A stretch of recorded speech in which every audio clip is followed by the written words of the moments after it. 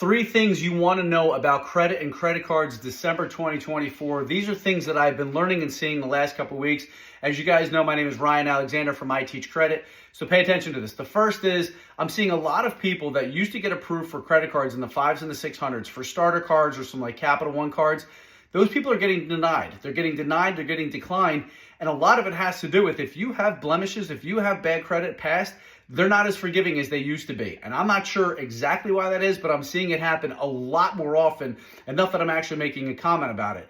The second thing is this. I'm also seeing a lot of people having their credit card limits reduced, or if you have no preset limit cards like American Express Gold or Platinum or even the Green, I'm seeing them take the no preset limit and actually giving them a set credit limit. Now that's bad for a couple different reasons, but a lot of times the reason for it is when banks or lenders give you a credit score and you can see the credit score, what they're doing is they're actually spying on your other accounts. So if you have American Express and they give you a credit score, you can see your Discover card, your Capital One card, your Chase card. They can see the activity. They see if you're maxing out other cards.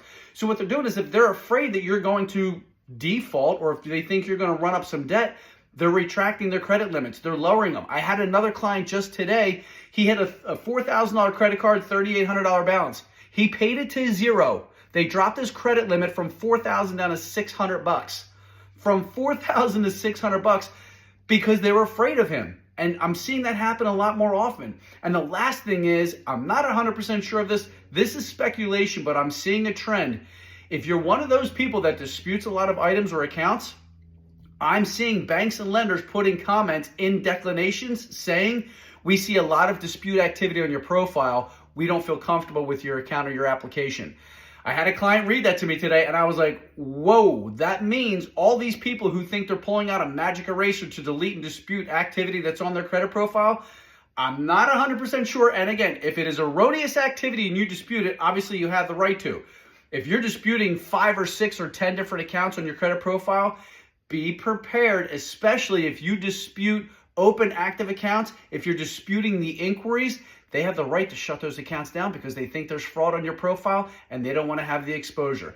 So just make sure you guys are paying attention. Make sure you're constantly checking your credit scores. Make sure you're constantly looking at all of your factors and all of your accounts.